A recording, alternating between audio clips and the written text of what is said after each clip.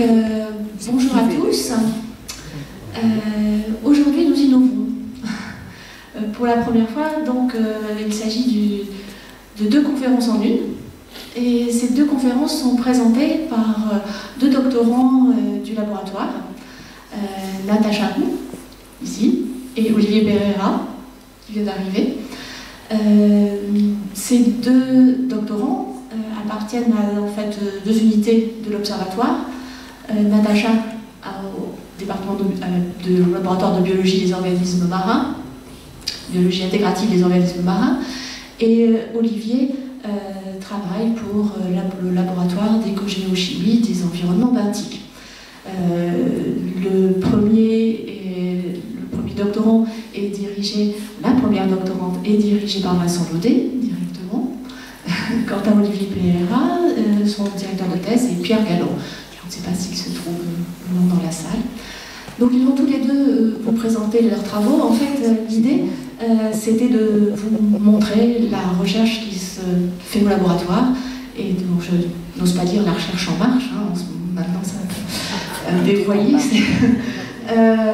Mais c'est effectivement la recherche que les jeunes doctorants font au laboratoire en ce moment, et ils vont vous parler de leurs modèles ou de leurs thématiques respectives. Donc je vous remercie d'être venus les écouter. On va leur donner la parole environ 30 minutes à chacun, et vous aurez le temps entre les deux et à la fin de leur poser des questions. Donc merci à vous d'être venus, merci à eux d'avoir accepté. Vous voyez, on fait un petit peu tout pendant la thèse. On doit aussi assumer les contingences familiales, et pour la première fois, nous avons un auditoire vraiment très très jeune. Donc, merci à tous, et je leur laisse la parole. Natacha, je te laisse. Merci Anne-Marie.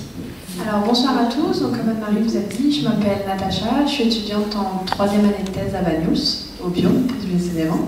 Et donc là, normalement, je suis dans ma dernière année et je soutiendrai ma thèse, si tout va bien, en septembre.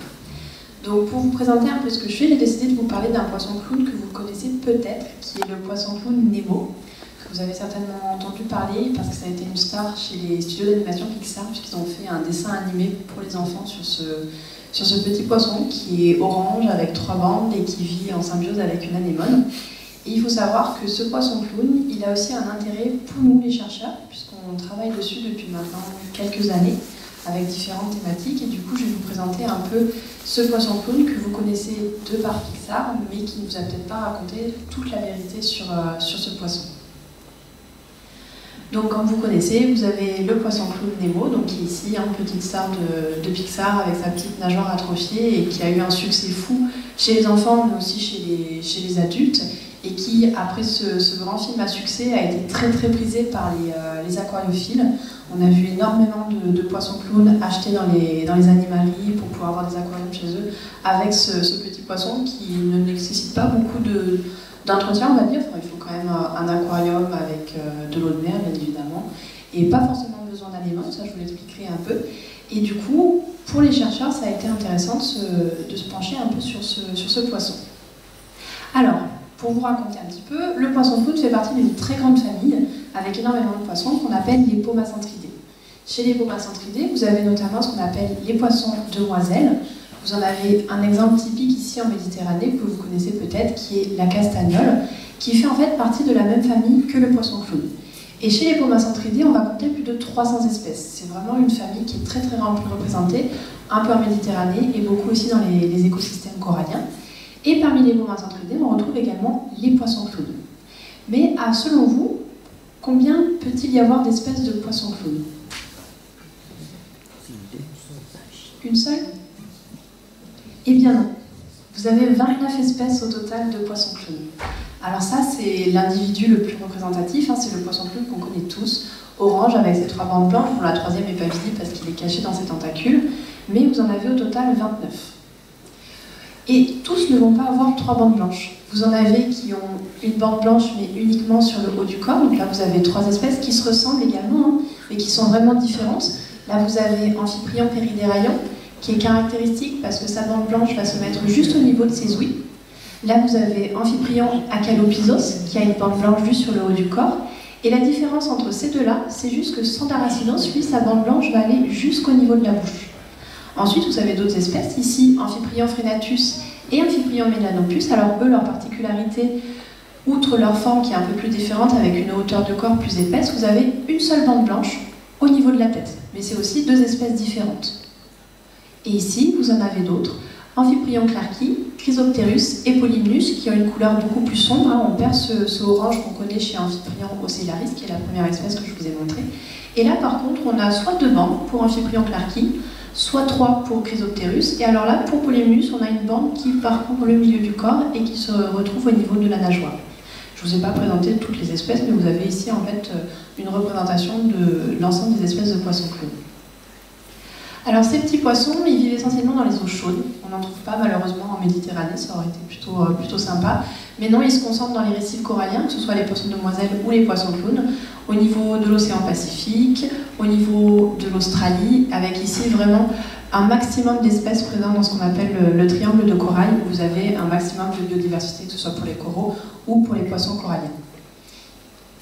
Donc maintenant, on va voyager un petit peu. Un récif corallien, c'est l'habitat de nos poissons. Donc là, vous avez un exemple de récif avec plus précisément ici une photo de Bora Bora en Polynésie française. Et donc un récif corallien se compose de la façon suivante. Vous avez l'île principale qui est au centre, avec sur le bord de l'île ce qu'on appelle le récif barrière, séparé ensuite par un lagon. Et là, vous avez le récif corallien qui va entourer toute l'île, et qu'on appelle également le récif frangeant. Et en fait, nos poissons clowns, ils vont vivre dans ce lagon, avec plein d'autres poissons coralliens. Les récifs coralliens, comme vous le savez, sont des écosystèmes extrêmement riches. Malgré la faible surface qu'ils représentent, c'est à peu près 0,2% de la surface des océans, on va concentrer plus ou moins 25% de la biodiversité marine, avec plus de 4000 espèces de poissons. Donc c'est des environnements qui sont extrêmement riches. Après, je ne pouvais pas l'explication du nombre d'espèces de coraux, d'invertébrés, d'éponges, de nudibranches, etc. Mais pour les poissons, vous allez avoir énormément d'individus, des couleurs qui sont toujours très éclatantes, des formes totalement diverses, et ici, les poissons clowns qui vivent dans leurs anémones. Alors là, vous avez chez Nemo, on a bien représenté ce récif, avec des espèces de coraux, d'autres espèces de poissons. Le souci, c'est que dans Nemo, en fait, je ne sais pas si vous connaissez l'histoire, mais c'est en fait Marin qui est ici, qui est un jeune papa qui a perdu son petit enfant et qui va partir à sa recherche et qui va du coup parcourir un voyage très très long pour aller le rejoindre. Le souci, c'est que Pixar nous a menti. Dans la réalité, ce n'est pas ce qui se passe. Ce n'est pas le poisson clown adulte qui va voyager, mais en fait, c'est la larve. Le poisson corallien se reproduit dans son récif, toujours auprès de son anémone, parce que s'il la quitte, c'est un piètre nageur et il risque de se faire attaquer par les prédateurs. Et pour ses œufs, c'est pareil, il les pond sur un substrat, donc généralement sur un rocher qui est au pied de son anémone et qui du coup va bénéficier de la protection des tentacules. Les œufs vont se développer et ensuite va sortir une petite larve qui commence déjà qui est déjà capable de nager, et cette petite larve elle va être transportée dans le courant et va se disperser dans l'océan pendant 10 à 15 jours selon les individus. Donc pendant 10 à 15 jours, vous imaginez que la larve elle peut aller très très loin. Elle va se déplacer, elle pourra même aller coloniser d'autres îles coralliennes, pas forcément l'île sur laquelle elle est née, ou alors des fois elle peut revenir sur son île. Et une fois qu'elle a terminé son voyage, cette petite larve elle va retrouver son récif. Et quand elle va retrouver son récif, elle va pouvoir rentrer dedans et ensuite coloniser une nouvelle anémone ou la même anémone sur laquelle elle est née. Donc en fait, vous avez la reproduction, la dispersion larvaire et ensuite l'installation. Donc ça, c'est des étapes du cycle de vie du poisson clown, mais également des poissons coralliens. Toutes les espèces de poissons coralliens ont ce cycle, à la différence que la plupart des espèces, généralement, n'ont pas cette phase de développement des œufs dans le récif. Les œufs sont directement expulsés dans l'océan et se développent également dans l'océan pour donner ensuite naissance à des petites larves. Mais la particularité du poisson clown, c'est justement que ces œufs, eux, restent dans le récif. Alors la question que vous pouvez vous poser, c'est comment la larve est capable de détecter un récif, parce qu'elle va se disperser très loin dans l'océan, mais après elle va également revenir. Et en fait, les larves de poissons clown, mais également d'autres poissons coralliens, sont capables de percevoir, comme vous et moi, tout l'environnement qui les entoure. Et en fait, elles vont utiliser leur vue, leur odorat et aussi l'ouïe pour pouvoir essayer de se localiser dans l'océan et pouvoir retrouver leur récif, puis s'installer sur un habitat donné. Et donc pour le poisson clown, ce qui a été mis en évidence, alors là, c'est comment les chercheurs se sont-ils intéressés à ça et comment ont-ils pu démontrer que notre petite larve de poisson clown, elle est capable de sentir. Et bien en fait, elle est capable de sentir non pas que les anémones, mais elle est aussi capable de sentir les feuilles des arbres qui sont présentes sur l'île et qui tombent dans l'eau. Et elle est aussi capable de reconnaître olfactivement la présence de prédateurs. Bon, là j'ai mis un requin, mais ça peut être n'importe quel autre type de poisson qui est capable de manger le poisson clown, pardon. Et en fait, comment le chercheur a mis en évidence cela? Il a en fait utilisé un dispositif qui est le dispositif suivant. Donc là, vous avez au centre ce qu'on appelle un aquarium de choix, avec reliés 2 seaux dans lesquels on rajoute de l'eau, qui va être peut-être venue d'un récif ou alors venue de l'océan. Et vous avez ici en fait 2 chambres. Donc là, vous avez un colorant en jaune qui montre que l'eau circule bien droit et que vous n'avez aucun mélange de l'eau entre le compartiment de droite et le compartiment de gauche. Ce qui veut dire que si on fait circuler une eau qui, on va dire, a une odeur particulière, par exemple l'eau d'un récif, versus l'eau de l'océan sur la gauche, ces 2 eaux ne vont pas se mélanger. Et du coup, si on met une petite larve au milieu, alors là je ne sais pas si vous la voyez, mais ici vous avez un petit point orange. Et ça en fait c'est une larve de poisson clown qui a entre 7 et 8 jours, qu'on a mis dans notre dispositif, et on va faire circuler dans notre aquarium de choix 2 types d'eau. Une eau sans odeur, comme l'eau de l'océan, et une eau d'un récif, ou une eau dans laquelle on a fait tremper une anémone. Et ensuite on va regarder comment se déplace notre larve dans notre petit système, si elle va plus ou moins à droite, ou plus ou moins à gauche, et on compte pendant, par exemple, 2 minutes, le nombre de fois où on la voit à droite, le nombre de fois où on la voit à gauche, et on répète ces expériences plusieurs fois sur plusieurs larves différentes, et ensuite, quand on fait le total, on se rend compte qu'en fait, notre larve, elle a passé plus, enfin, toutes les larves ont passé plus de temps du côté de l'odeur de l'anémone. Ce qui nous a montré, en fait, que les larves étaient capables de sentir leur anémone et de la reconnaître. Et ensuite, ces expériences ont été répétées aussi avec des odeurs donc, de prédateurs, des odeurs d'autres habitats récifaux, des odeurs d'arbres, et ça nous permet ainsi de déterminer si nos larves de poissons sont plus ou moins attirées par différents facteurs. Et là, si vous voulez obtenir en fait l'odeur d'une anémone, ce qu'on fait, c'est qu'on met une anémone dans un aquarium et on la laisse infuser comme un sachet de thé pendant 2 heures à peu près, ce qui nous permet en fait de concentrer l'odeur de cet individu. Et après, on fait pareil avec des feuilles, on peut faire pareil avec des coraux et on peut faire pareil avec des prédateurs également. Ensuite, l'autre intérêt du poisson clown, pourquoi est-ce que les chercheurs se sont intéressés à cette espèce? C'est en fait parce que c'est un poisson, comme je vous l'ai dit, qui se reproduit dans le récif et qui pond ses œufs dans le substrat. Ce qui est ultra intéressant, pas uniquement pour les chercheurs, mais aussi pour les aquariophiles, c'est que du coup, on a accès aux œufs. Et ces poissons, on peut les élever en aquarium, avec généralement des individus qui vont se reproduire tous les 10 à 15 jours, ce qui est très souvent pour un poisson corallien et ce qui est du coup intéressant pour nous, et qui va pondre entre 100 et 300 œufs. Donc ça nous fait beaucoup d'individus potentiellement étudiables, et tout ça toutes les 2 semaines. Donc c'est vrai que ça fait quand même un coût énergétique très important. Et ensuite, autre point intéressant, c'est qu'on a une courte vie larvaire, entre 10 à 15 jours, ce qui nous permet du coup de les élever dans nos aquariums et de les étudier à différents stades de vie. Si vous prenez d'autres espèces de poissons coralliens, par exemple des poissons chirurgiens, là vous avez un cycle larvaire qui va durer 50 jours, ce qui est beaucoup plus long. Et le souci, c'est que ces poissons, ils se reproduisent dans le récif, mais généralement à la sortie, tout juste au niveau de l'océan, et là les œufs sont directement dispersés dans l'océan. Et en aquarium, pour l'instant, on n'est pas encore capable de reproduire ce type de poisson. Donc c'est pour ça que là, avec le poisson clown, on a un poisson qu'on peut garder en captivité et dont on a accès à tout le cycle de vie. Et ensuite, on a également des outils pour nous scientifiques qui sont disponibles, comme le génome. Donc en fait, on a accès à tous les gènes du poisson clown, ce qui nous permet de faire des différents types d'études là-dessus. Donc là, par exemple, ici à Banyuls, on a une structure d'élevage de poissons clown. Donc on l'a mis en place quand j'ai commencé ma thèse en 2015. Donc là, vous avez un schéma de notre structure, avec sur les 2 étages du haut, nos bacs dans lesquels on a nos couples reproducteurs, qui n'ont pas d'anémone, qui ont juste un pot en terre cuite sur lequel ils peuvent poser leurs œufs. Et ensuite, sur le premier étage, vous avez des bacs d'élevage larvaire dans lesquels on va mettre ensuite nos œufs, puis nos larves qui vont se développer jusqu'à l'âge de 20-30 jours. Et ensuite, on les sort de notre structure et on les met dans des bacs plus grands pour qu'ils puissent grossir. Et donc, en fait, nous, on fonctionne en eau de mer artificielle. On n'a pas voulu utiliser l'eau du pompage, même si on aurait voulu. Mais comme on travaille sur une espèce de poisson tropical, j'ai préféré qu'on travaille sur de l'eau de mer dite artificielle.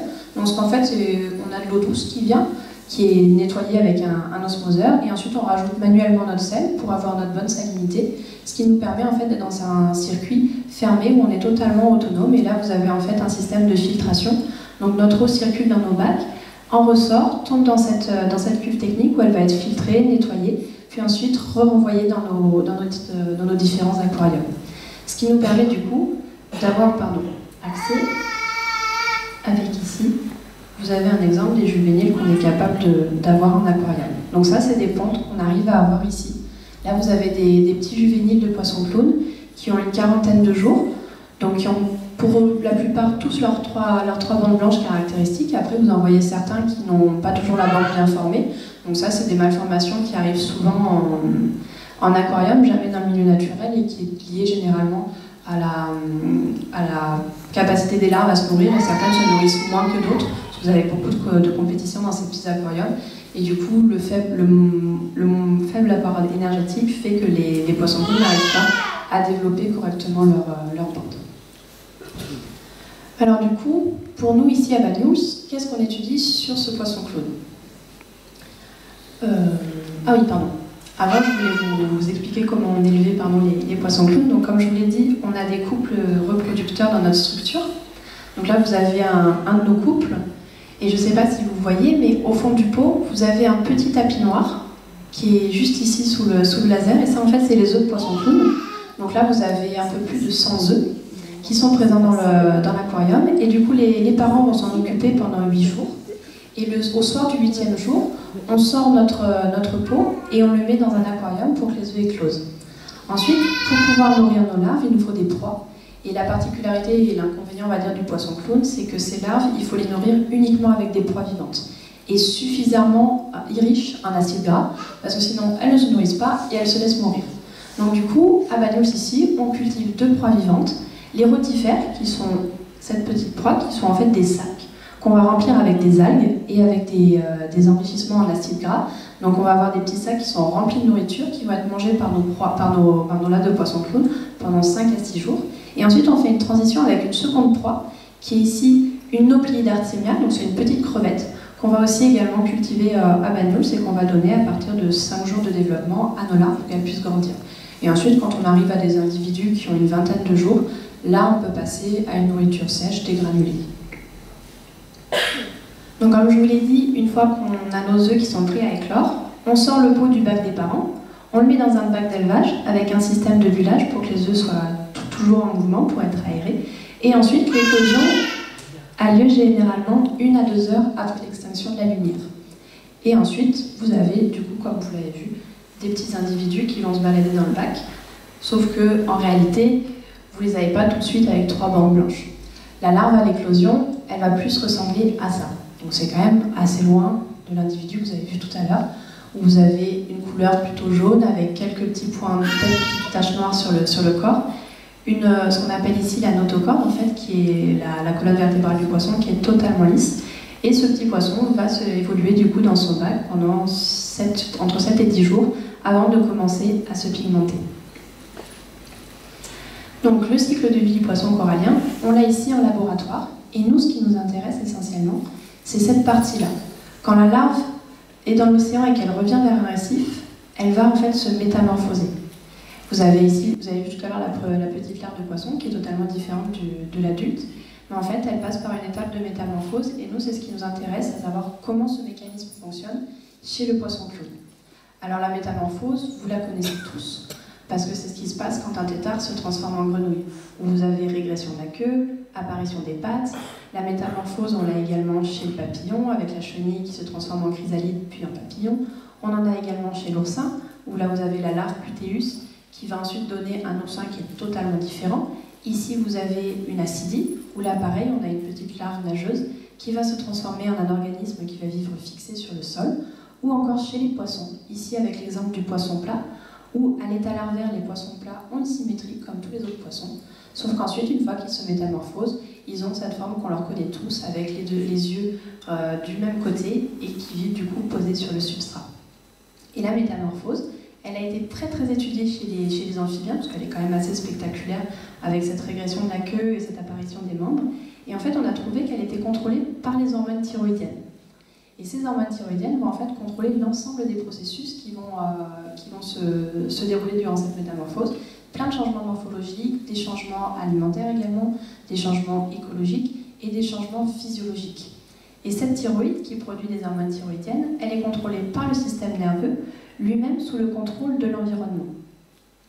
Et donc ensuite, les hormones thyroïdiennes vont agir comme un interrupteur qui va permettre d'activer ou d'inactiver des gènes cibles qui vont permettre des processus de croissance cellulaire, comme pour permettre l'apparition des pattes, ou de mort cellulaire pour permettre la régression des membres. Et si on perturbe tout ce système avec des perturbations naturelles ou humaines, vous imaginez bien que la métamorphose, elle ne va pas pouvoir avoir lieu. Et si elle n'a pas lieu, nos individus qui sont à l'état larvaire ne vont pas pouvoir vivre dans leur habitat adulte. La larve de poisson corallien, quand elle est dans l'océan, elle a des caractéristiques qui lui permettent d'aller dans l'océan. Mais une fois qu'elle est dans le récif, il va lui en falloir de nouvelles pour pouvoir échapper aux prédateurs, pour pouvoir utiliser d'autres sources de nourriture. Et si elle ne se métamorphose pas, c'est la mort assurée pour elle. Déjà que quand elle rentre dans un récif, il y a énormément de prédateurs. Si en plus vous lui enlevez ses moyens de se défendre et de se cacher, là c'est plus possible. Donc du coup, si on perturbe cette métamorphose, comme vous avez vu qu'elle est contrôlée par les hormones thyroïdiennes, vous avez tout ce qui est pollution qui va pouvoir interagir avec ce système. Parce que là, on va avoir tout ce qui est perturbateur endocrinien, dont vous avez peut-être déjà entendu parler, et qui vont du coup pouvoir peut-être perturber toute la machinerie. Et au niveau de nos installations humaines, malheureusement, tout finit dans l'océan. Que ce soit l'utilisation des pesticides, que ce soit l'utilisation de métaux lourds au niveau des usines, tout se déverse et va perturber du coup ces environnements et perturber la vie à différentes échelles, à différents niveaux et avoir des impacts différents. Donc du coup, nous, on veut vraiment s'intéresser à ce qui se passe dans un premier temps sur cette métamorphose. Alors les questions qu'on se pose ici, c'est quels sont les changements morphologiques des larves de poisson-clown, comment elles se transforment au cours de son développement larvaire. Ensuite, la question quels sont les acteurs moléculaires de la métamorphose et quels sont les gènes qui en fait contrôlent tout ce processus. Et enfin, quels sont les facteurs environnementaux qui vont permettre de déclencher la métamorphose. Parce que la larve se balade dans l'océan, mais il y a des signaux environnementaux qui vont lui dire attention, il y a un récif qui approche. Là, il faut que tu te transformes, il faut que tu sois prête pour pouvoir vivre dans ton nouvel habitat. Et ça, on aimerait bien savoir comment ça se passe et comment ça interagit avec le cerveau des poissons. Donc du coup, ce que j'ai fait pendant ma première année de thèse dans un premier temps, c'est d'écrire tous les changements morphologiques qui ont lieu au cours du développement de la larve. Donc là, vous avez un poisson-clown qui est déjà développé, qui a une trentaine de jours, donc on voit qu'il y a l'apparition des bandes blanches qui s'est faite.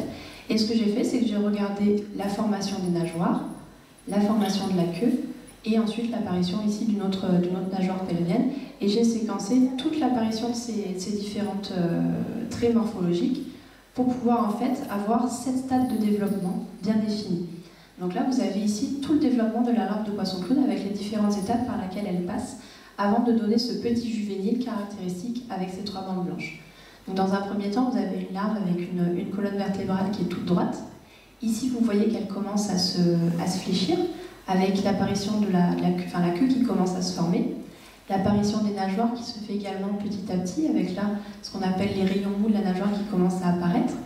Ici, on voit qu'on a un deuxième bloc de nageoires qui se forme avec des rayons non plus mous mais épineux. Donc là, on a des petites épines dorsales. Et vous avez également des changements de pigmentation, avec au départ une larve qui est plus ou moins transparente, avec une couleur généralement jaune.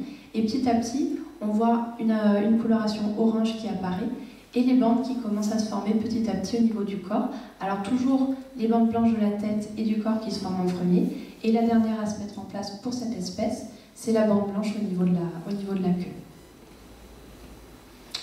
Et ensuite, pour savoir si cette métamorphose elle est contrôlée par les hormones thyroïdiennes, on traite nos larves à l'hormone thyroïdienne T3 et on voit ce qui se passe. Donc là pour ça, en fait, on a mis en place une technique d'élevage dans des petits volumes. Donc là vous avez des récipients en verre dans lesquels on met un demi-litre d'eau.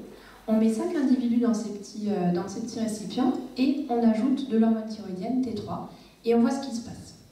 Quand on ne met pas d'hormones, vous avez le développement classique avec l'apparition des bandes qui se fait sur la séquence que je vous ai décrite normalement. Par contre, quand on a ajouté de l'hormone, ce qu'on a observé, c'est que les bandes se formaient plus vite, mais qu'ensuite, elles n'arrivaient pas à grossir. Là, vous avez ici une bande blanche du poisson-clown qui est mal formée, comparée à celle-ci qui est totalement apparue. Et donc là, du coup, on continue nos expériences pour essayer de voir ce qui se passe au niveau de la pigmentation et comment les hormones thyroïdiennes contrôlent tout ça. Et enfin, le but final, ce sera de voir par la suite, une fois qu'on aura vraiment compris comment ce mécanisme se met en place et est contrôlé, c'est de voir quels vont être les facteurs environnementaux qui vont pouvoir jouer sur le déclenchement de ce processus. Est-ce que ça va être la photopériode? Est-ce que ça va être la température? Est-ce que ça va être l'eau d'un récif ou l'odeur d'une anémone? La vue de différents congénères, la vue d'un récif, on ne sait pas trop. Donc du coup, c'est des facteurs qu'on va pouvoir tester et qu'on va pouvoir étudier dans un premier temps sur la séquence de changement morphologique que je vous ai décrit, mais aussi sur comportement, et ensuite plus fonctionnellement sur la production d'hormones ou sur l'activité des gènes de notre poisson pour voir comment cette machinerie est contrôlée. Et ensuite, à terme, voir comment elle va pouvoir être perturbée par différents facteurs polluants. Donc ensuite, pour vous présenter un peu l'équipe dans laquelle je travaille, donc on a notre chef qui est Vincent Laudet, qui est un spécialiste de la métamorphose et des hormones thyroïdiennes, entre autres. Ensuite, il y a également Laurence Bessot, qui est maître de conférence, qui donc est à la fois enseignante et chercheuse, donc qui fait des cours à Paris et ici à Banyuls, et qui, elle, est spécialisée dans le contrôle hormonal des cycles de vie. Donc les hormones ne sont pas uniquement impliquées dans le contrôle de la métamorphose, hein, elles contrôlent également nos cycles jour-nuit avec la mélatonine qui nous permet de savoir à quelle heure il faut qu'on se réveille, à quelle heure il faut qu'on s'endorme. Tout ce qui est aussi reproduction, c'est lié aux hormones, savoir quand est-ce que les individus vont devoir se reproduire, etc. Ensuite, on a également une autre chercheuse qui est Pauline Salis, elle qui travaille sur l'évolution de la pigmentation des poissons clowns. Alors je ne sais pas si vous vous rappelez, mais en première présentation, je vous ai montré que les poissons clowns avaient différentes pigmentations, et pas seulement 3 bandes blanches et une couleur orange comme on le connaît d'habitude. Mais Pauline, elle travaille justement à savoir comment ces poissons clowns ont des patrons de pigmentation si différents. Est-ce que c'est lié à l'environnement? Est-ce que c'est lié à leur gène? Ensuite, on a également Charles Hubert qui travaille dans notre équipe, qui lui est technicien et qui est également spécialiste dans le contrôle hormonal des cycles de vie. Ensuite, on a également 2 stagiaires, Brieux Kérizit et Mathieu Reynaud. Brieux, lui, travaille sur les gènes qui sont impliqués dans la métamorphose. Et Mathieu commence les premières expériences pour savoir comment la métamorphose peut être perturbée en étudiant l'effet d'un pesticide, le chlorpériphos, sur le développement de l'art de poisson clown. Et enfin, on est également aidé du service d'aquariologie de recherche qui nous permet du coup d'avoir nos lards de poisson clown. Et si ce service n'est pas là, ben, malheureusement, nous, on ne peut pas travailler. Donc Pascal Roman, qui est le chef de ce service, et Valentin Logeux, qui est dédié essentiellement à notre structure, Nancy Trouillard, qui s'occupe de la croissance des proies, et enfin Denis Pillot, qui donne aussi un coup de main sur l'élevage. Voilà, je vous remercie pour votre attention.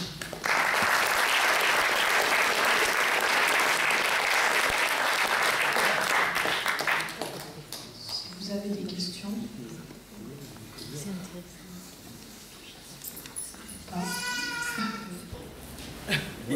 Oui, sinon je vous donne une question basique. Pourquoi avoir choisi en particulier Nemo? Et alors, oui. Ça, pourquoi cette espèce-là? Bah, là, dans un premier temps, parce que c'est vrai qu'on aurait pu prendre une autre espèce de poisson clown. Enfin là, dans notre structure, on n'a pas que cette espèce-là, on en a d'autres. Et parce que c'est une espèce qui était déjà utilisée par d'autres chercheurs en écologie notamment. C'est là qu'on commençait à faire les premières études sur le poisson clown. Et du coup, c'est aussi le poisson clown, cette espèce-là, qui est le plus facilement élevable.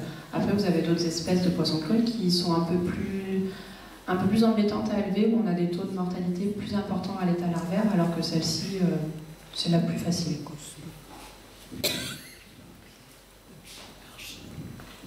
Large. Les bandes blanches, c'est juste esthétique ou ça leur sert à se protéger ou, Alors le poisson clown, pour se protéger, il a juste besoin de son anémone. Donc c'est plus de la reconnaissance entre individus et esthétique. Elles n'ont pas un rôle particulier pour la défense parce que ce pauvre petit poisson, il nage pas très bien et s'il n'a pas son anémone, il se fait à coup sûr manger.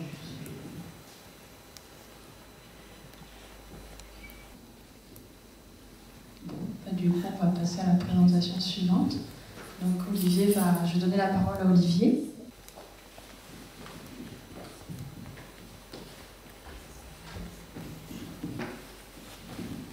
Ok, donc bonjour à tous. Donc, comme on vous l'a dit, je m'appelle Olivier Pereira, je suis en 3e année de thèse, donc au laboratoire de l'ECOB, qui est le laboratoire d'éco-géochimie des environnements benthiques, sous la direction de Pierre Galland, et je travaille surtout, je travaille sur certains micro-organismes qui s'appellent des archées. Donc je vous ferai plutôt un tour d'horizon sur les micro-organismes en général. J'ai structuré ma présentation en 3 grandes parties. Tout d'abord, j'introduirai le sujet avec quelques généralités sur les micro-organismes. puis j'essaierai de vous donner quelques exemples de pourquoi on les étudie, et comment surtout. Et je terminerai la présentation par deux petits exemples de ce qu'on fait et de ce que j'ai fait durant ma thèse. Donc voilà. Donc déjà, pour commencer ça, donc, je vais commencer par définir en fait ce qu'était un micro-organisme. Donc quand on regarde le Larousse, on peut y dire que c'est un organisme vivant, microscopique ou inframicroscopique, donc encore plus petit que microscopique, qui est une source de maladies infectieuses. Le Larousse dit le terme de micro-organisme désigne aussi bien des bactéries que des virus, des protozoaires, que des champignons microscopiques. Donc moi, quand j'ai lu cette définition, je peux vous avouer que j'étais pas tout à fait d'accord avec eux, car déjà ils stigmatisent énormément le micro-organisme comme une source infectieuse, alors que, comme je vais vous le montrer, les micro-organismes ne sont pas du tout tous pathogènes, et même au contraire, ils peuvent aider à la vie. Ensuite, ils parlent de vivants, et ils donnent comme les virus comme exemple. Donc je ne sais pas si vous savez, mais les virus ne sont actuellement... Enfin, il existe un énorme débat sur est-ce que les virus sont des entités vivantes ou pas, car en fait un virus a besoin d'un hôte pour se développer, et tout seul à l'état seul, ça reste en fait une particule. Donc moi, durant cette présentation, quand j'emploierai le terme micro-organisme, je parlerai de toute entité biologique qui est invisible à l'œil nu et qui ne peut être observée qu'à l'aide d'un microscope. Donc ici, je vous ai mis quelques exemples. Donc ici, vous avez ce qu'on appelle Escherichia coli, donc c'est la bactérie de laboratoire, car elle est très étudiée en laboratoire.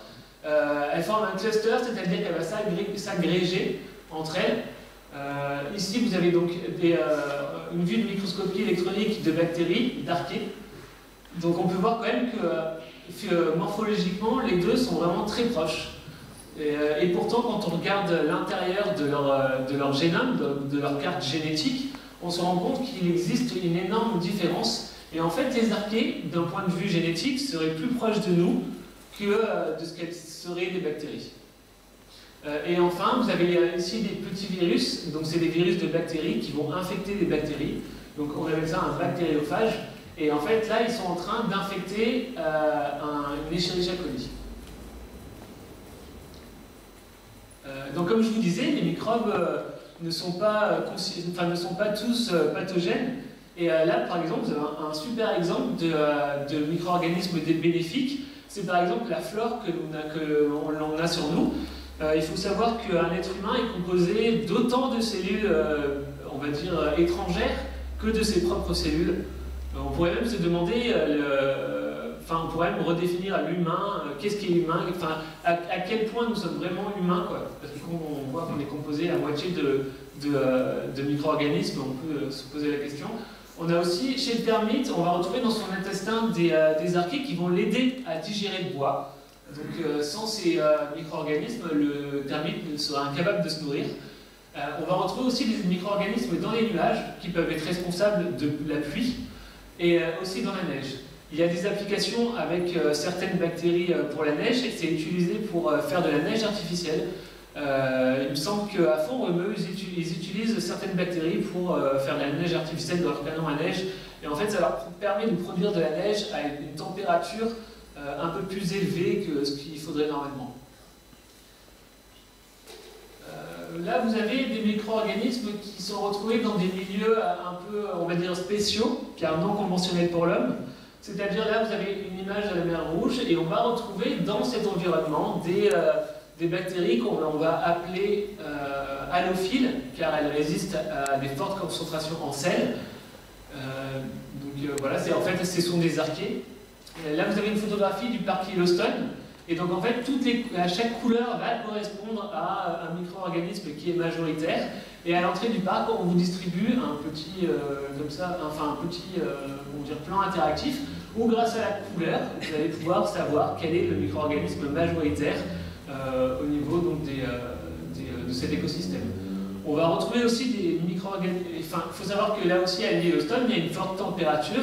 Donc on va retrouver des micro-organismes qui sont déjà d'une résistants à de fortes températures, mais en fait ils ne sont pas résistants, ils nécessitent cette forte température pour croître optimalement. Là c'est pareil, là c'est une photographie donc, de fond océanique. Donc on appelle ça les fumeurs noirs, ce sont des cheminées hydrothermales. Et là on va encore retrouver des micro-organismes, donc cette fois-ci qui sont résistants à la température, mais aussi à de fortes pressions. Et donc en fait ils ne sont toujours pas résistants, mais ils nécessitent toujours cette forte pression et cette forte température. Du coup, si on veut cultiver ces micro-organismes au laboratoire, ça va être un peu compliqué, car il va falloir reproduire à l'identique les conditions qu'on va retrouver donc, au niveau des fumeurs noirs, c'est-à-dire une forte pression, une température et aussi une absence d'oxygène. Et en fait, il y a des micro-organismes donc, qui ne peuvent pas croître s'il y a de l'oxygène, et on va appeler ça des micro-organismes anoxiques. Et s'il y a un tout petit peu d'oxygène, le micro-organisme va tout de suite mourir, et voilà, il ne faut surtout pas d'oxygène pour ce genre de micro-organismes. Et on va aussi avoir des micro-organismes qui vivent dans des environnements un peu plus normaux, comme ici. Là, vous avez une photographie de Banyuls. Vous pouvez reconnaître la petite bouée jaune, je ne sais pas si vous l'avez déjà vue au large. Et donc voilà, on va appeler ça des micro-organismes mésophiles, car ils croissent en milieu normal. Donc ici, voilà, j'ai voulu illustrer un petit peu ce qu'il y avait dans une goutte d'eau. Car quand on regarde une goutte d'eau, à l'œil nu, on a l'impression qu'elle est vide, qu'il n'y a rien. Alors que quand on la regarde au microscope, eh ben, on se rend compte qu'il y a plein de petits, il y a plein de micro-organismes à l'intérieur. Donc ici, chaque trait va correspondre à une petite bactérie, et il y a plein de petits points, là c'est un peu difficile à voir, mais en fait tous les petits points vont représenter un virus. Et en fait, il y a 10 fois plus de virus que de bactéries. Donc dans un millilitre d'eau, il y a à peu près 1 million de bactéries, donc 10 fois plus de virus. Et là, une goutte d'eau qui fait à peu près 4 à 5 millilitres, on va avoir donc 4 millions de bactéries, et 10 fois plus de virus. Quand on regarde l'étendue de l'eau sur la planète, on se rend compte que, en fait, on est vraiment envahi par les micro-organismes. Ils sont partout. Et ils sont vraiment partout, car l'eau couvre à peu près 70% de notre surface. Et donc là, on n'est plus à des millilitres, des gouttes d'eau. Là, c'est vraiment énorme. Quand on regarde l'océan comme ça, globalement, ainsi que les mers, on pourrait penser que c'est un milieu relativement homogène, alors qu'il n'en est rien. On va trouver différents écosystèmes au niveau marin, comme un écosystème côtier. Donc là, c'est une photographie, je crois que c'est vers Brest, il me semble. On va trouver des milieux estuariens, c'est-à-dire qu'on va avoir de l'eau douce qui va se déverser dans la mer. Donc ici, on va avoir une concentration enfin la salinité, donc une concentration en sel qui va varier. On va avoir ce qu'on appelle l'open océan, donc l'océan au large, où là on va encore avoir un milieu différent. On va avoir tout ce qui est mangrove, on va encore avoir un milieu différent. Et là c'est une photographie d'un écosystème profond. Là à l'aquarium, je ne sais pas si vous êtes allé aussi, mais vous pouvez reconnaître ici des spirographes.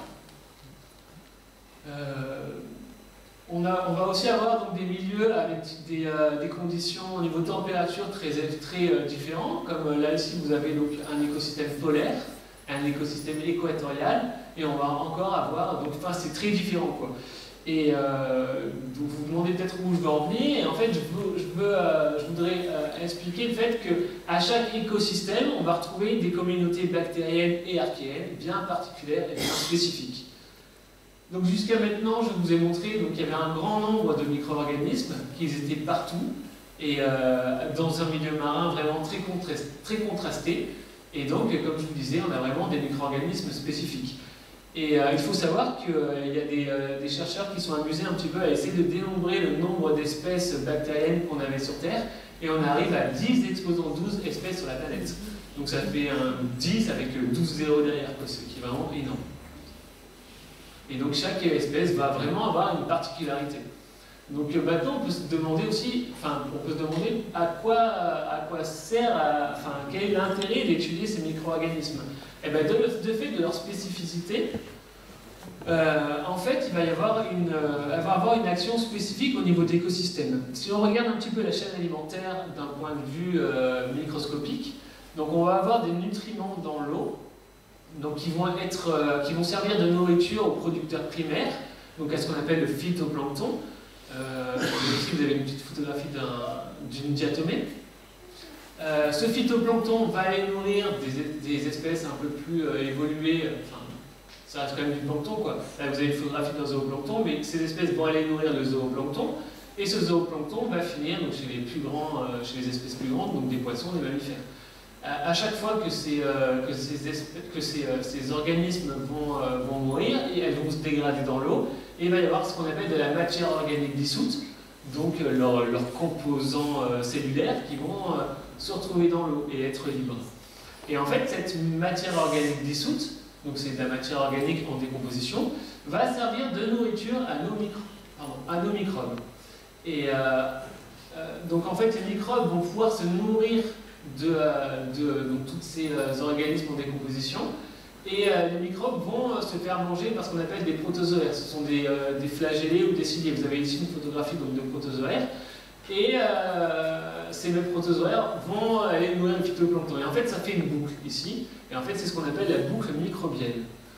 Et donc en fait, les microbes sont vraiment importants car ils permettent de faire recirculer la matière au niveau de ce maillon de la chaîne alimentaire. Mais en fait, il y a un intérêt encore plus important des micro-organismes, c'est qu'ils vont participer à ce qu'on appelle le recyclage des éléments. C'est-à-dire par exemple le carbone, l'azote.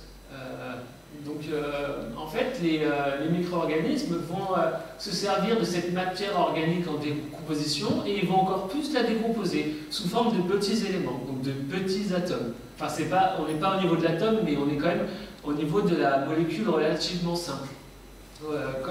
Comme un exemple de molécule relativement simple, le méthane par exemple, qui est composé d'un atome de carbone et de 4 hydrogènes. Et en fait, certaines archées vont se servir de la matière organique pour produire du méthane. Donc en fait, ce méthane va avoir deux applications. La première, ça va être pour produire du biogaz, ou de trouver... parce qu'en fait, ces micro-organismes sont retrouvés au niveau des zones profondes de l'océan. Et donc par exemple, Total investit un peu d'argent pour aller à la recherche de poches de gaz, de poches de gaz de méthane, et ils peuvent la présence de certains micro-organismes peut servir d'indication à la présence de poches de gaz au niveau des fosses abyssales. La deuxième application, ça va être, enfin c'est pas du tout une application, pardon, mais ça va être un problème au niveau du réchauffement climatique, car le méthane est un énorme gaz à effet de serre. Les micro-organismes aussi peuvent avoir une application dans tout ce qui est station d'épuration, car ils vont aussi décomposer, enfin c'est grâce aux micro-organismes que la station d'épuration arrive à dégrader toute cette matière organique. Donc au niveau de la communauté scientifique, dans tout ce qui est écologie microbienne, les questions qu'on va se poser, c'est déjà qui est qui? Parce que quand on regarde une bactérie à côté d'une archée, si on regarde ça au microscope, on n'aura aucune information et on ne sera jamais... Enfin, il faut aller beaucoup plus loin et essayer d'analyser sa carte génétique, donc son génome, et essayer de trouver des signatures qui pourraient donner une information sur son identité. Parce qu'en fait, chaque espèce va avoir un rôle particulier. Donc du coup, déjà savoir qui est qui peut donner une indication sur son rôle. Par contre, si son rôle est inconnu, là il va y avoir encore plus de... Enfin, il va falloir essayer de découvrir son rôle par d'autres moyens. La question qu'on peut se poser aussi, c'est est-ce que toutes les espèces sont partout, tout le temps? C'est-à-dire, est-ce qu'au niveau global, au niveau de la planète, est-ce qu'on va retrouver les mêmes micro-organismes dans chaque écosystème? Ou est-ce que chaque écosystème a son micro-organisme? Comme je vous l'ai dit au début, chaque écosystème précis va avoir son set de micro-organismes précis.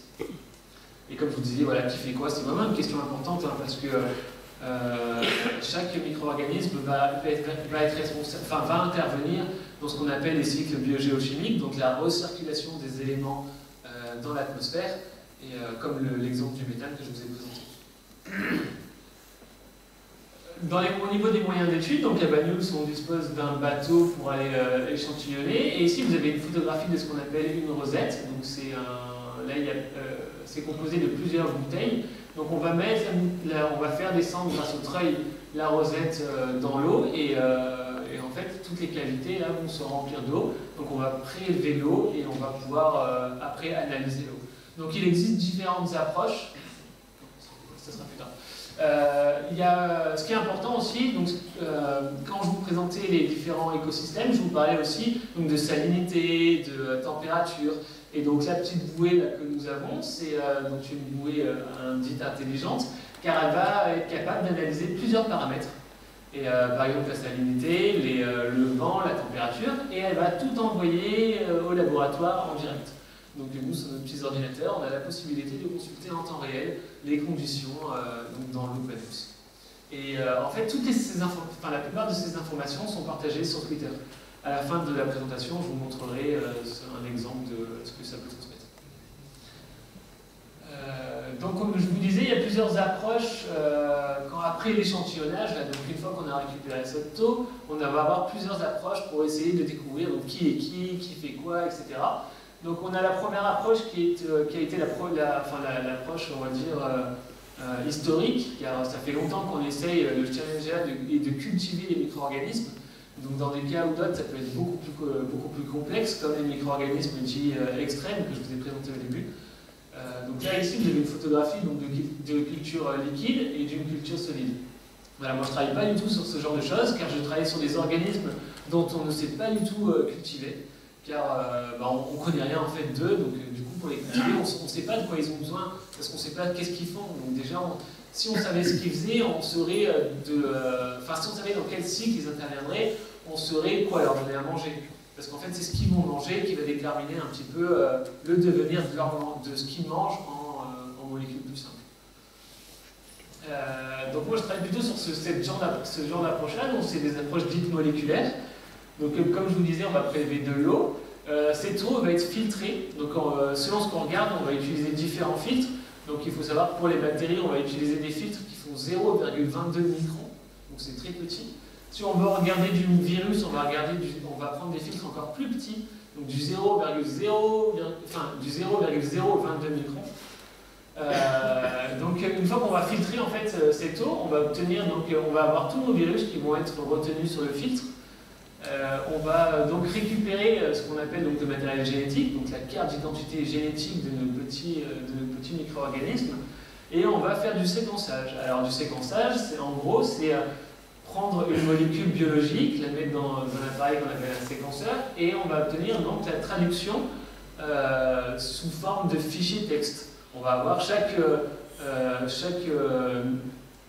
composante de son génome va être traduit sous la forme de lettres. Donc on a 4 nucléotides de notre code génétique, donc c'est l'adénosine, la tyrosine, la guanine et la cytosine. Donc c'est ATCG. Et donc on va avoir des fichiers texte qui sont composés que de A, que de T, que de C, que de G. Et ça va être tout ça mélangé et il va falloir traduire ça en langage humain. Donc c'est vraiment un énorme travail là-dessus. Donc voilà, maintenant je vais vous montrer un petit peu un exemple d'étude. Donc comme je vous disais tout à l'heure, on a plusieurs questions, donc qui est qui, est-ce que tout est partout? Et là on a un exemple d'une approche donc, qui est dit approche globale pour essayer de savoir si on va retrouver tout partout. Donc ça c'est une grosse campagne, donc je ne sais pas si vous connaissez, ça s'appelle Tara Océan. Donc c'est une petite goélette, enfin une moyenne goélette qui va aller sillonner toutes les mers et océans du globe et qui va prélever de l'eau. Et donc en fait là, sur la campagne sur laquelle je travaille, moi ils ont analysé 68 stations marines donc à travers le globe. Et en fait, au niveau de la taille des données, c'est complètement faramineux puisque il y a 28 téraoctets de données. Et donc je ne sais pas si ça vous parle, mais en fait ça représenterait 7000 DVD ou 7 millions de photos au niveau taille de fichier. Donc il nous faut des supercalculateurs pour travailler sur ce genre de données, sinon pas sur un ordinateur normal, ce n'est pas possible. Donc ici par exemple, je vous ai mis la carte donc, des points d'échantillonnage de Tara, pour vous montrer que vraiment c'est du global. Donc le bateau va aller se promener, à chaque fois va aller échantillonner un peu d'eau partout, et donc on va voir, on va analyser cette eau, donc faire ce que je vous ai montré, du séquençage, essayer de comprendre le code génétique. Et en fait, parce que dans ce code génétique, si on arrive, il y a certains marqueurs qui permettent de découvrir qui est qui, enfin quelle est l'identité du micro-organisme. Donc voilà. Donc ici c'est un exemple voilà, de ce qu'on peut faire. Donc en fait, ça représente donc les numéros en bas, c'est les stations que je vous ai présentées sur la carte. Et ici, on voit ça, c'est une liste, donc ce qu'on appelle des phylums. Donc c'est un petit peu, on va dire le nom de famille du micro-organisme, et on va regarder est-ce qu'il est abondant dans telle station, en quelle proportion. Donc là, les couleurs différentes, c'est différentes identités. Donc par exemple, là, sur cette première barre, on voit que l'écosystème qu'on regarde, et ce qu'on regarde est composé de deux grandes familles, donc la famille bleue et la famille violette. Mais si on regarde d'autres stations, et bien on voit que c'est pas pareil partout, il y a des couleurs différentes.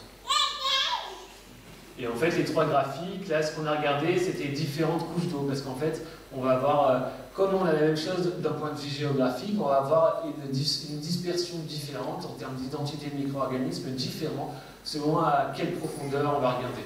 Donc ici, voilà, on voit que le bleu domine la SRF, c'est surface, on voit que le bleu-vert domine la surface, les classes, c'est plutôt du violet.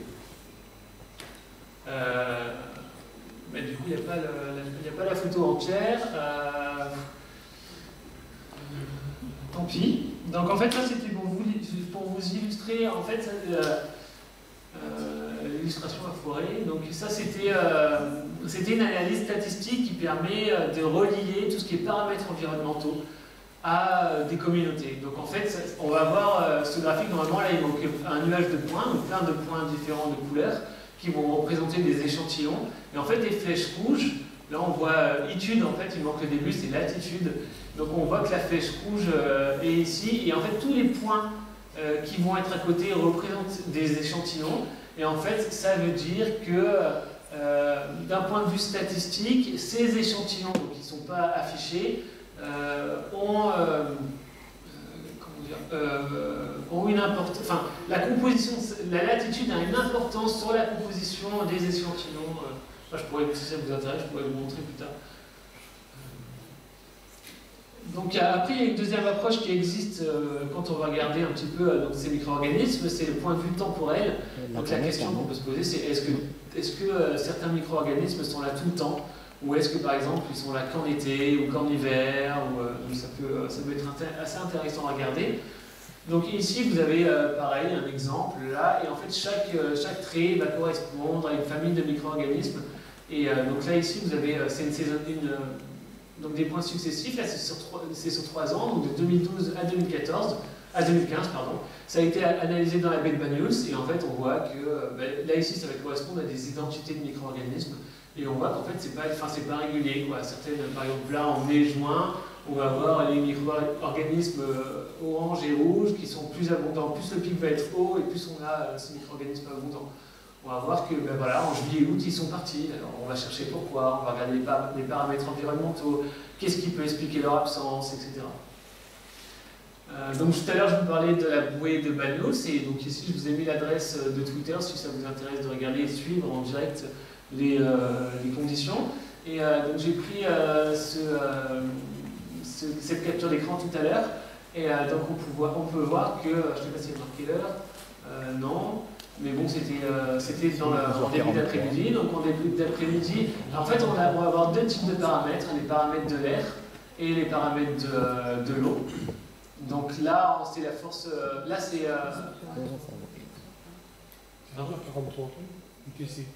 Ah oui, pardon, oui, exact.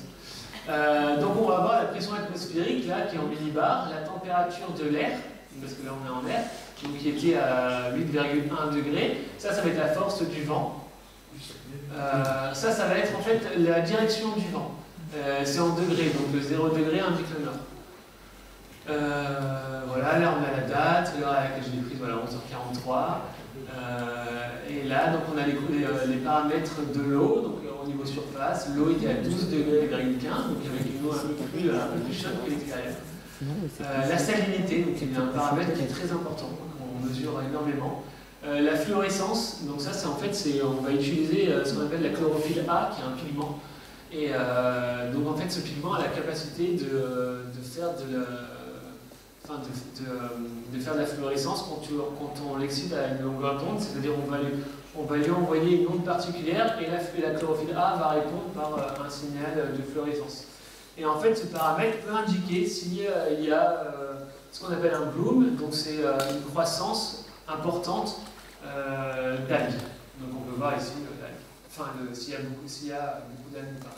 Là, c'est la turbidité, donc elle est à 3,89, ça veut dire que l'eau était assez... Enfin, la turbidité, c'est la transparence de l'eau. Donc à 3,89, ça veut dire que l'eau n'est pas du tout transparente. Il y a 15 jours, elle était à 0,89. L'oxygène, qui est un paramètre important, l'oxygène dissous dans l'eau. Et voilà, et puis la date. Voilà, je vous remercie de votre attention.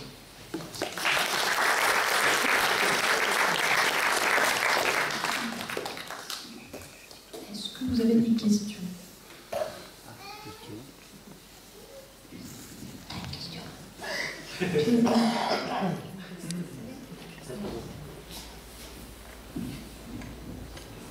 À quoi servent exactement vos recherches? C'est pour l'industrie pharmaceutique? Non, le but visé, c'est pour... Pas du tout. En fait, c'est un point de vue écologique. Nous, on va regarder...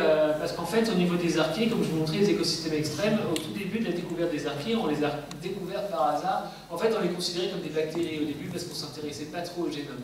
Puis on a découvert qu'il y avait des archées, donc il y avait des bactéries un peu spéciales qui arrivaient à croître dans ces environnements extrêmes. Puis quand on a regardé leur génome, dans les années 97, on s'est rendu compte donc, que c'était des archées. Et avec toute l'amélioration technique qu'il y a eu, il y a eu beaucoup de campagnes qui ont commencé à séquencer à tour de bras. Donc au lieu de regarder au microscope, on a commencé à regarder énormément d'un point de vue moléculaire. Et on s'est rendu compte que ces archées n'étaient pas présentes que dans les milieux extrêmes, mais qu'elles étaient dans des environnements dits normaux pour l'homme. Donc maintenant, on voit qu'elles sont assez importantes. Donc si elles sont là, c'est qu'elles ont c'est qu'il y a une raison écologique.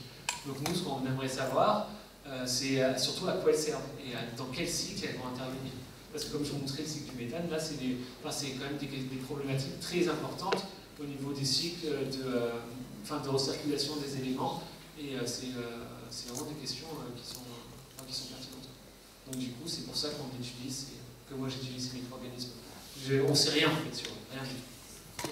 On n'arrive même pas à les cultiver. Voilà.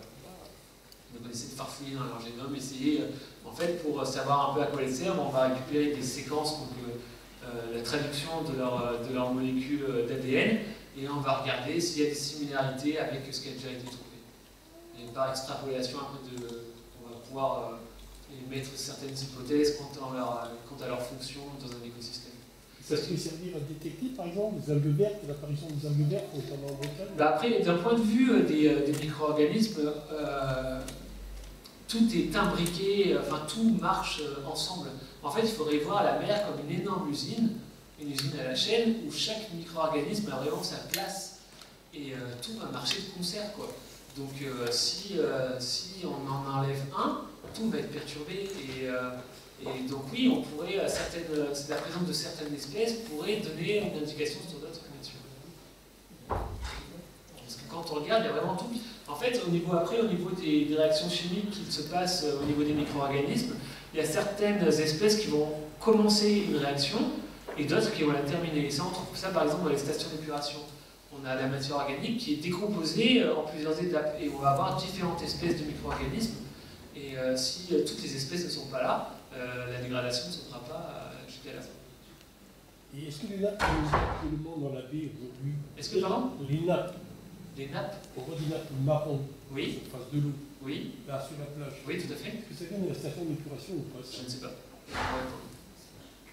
Mais moi, je travaille sur tout ce qui est écologique et donc à essayer de comprendre l'intérêt de justement ces bactéries, à quoi elles servent, est-ce qu'elles ont un rôle important dans tout ce qui est la recirculation des éléments, qui est quand même une chose importante. Car on pense que c'est les micro-organismes qui sont à l'origine de l'atmosphère viable pour l'homme il y a 6,8 millions d'années sur Terre. Donc ça a quand même un énorme impact. Bien sûr qu'à l'échelle humaine, peut-être qu'on ne le voit pas, c'est compliqué peut-être à cerner, mais c'est un énorme impact. D'autres questions? Comment vous distinguez dans un prélèvement, comment vous séparez les archées et les bactéries par une filtration différente? Non, on ne peut pas. On peut pas. D'un point de vue mécanique, on ne peut pas les séparer. Ça va être plutôt une analyse qui va permettre de distinguer l'identité. Parce qu'en fait, leur génome n'est pas du tout identique. Il y a vraiment une différence d'un point de vue génétique. Les archées vont être plus proches de nous que des bactéries. D'un point de vue de la complexité, comment sont codés les gènes, etc.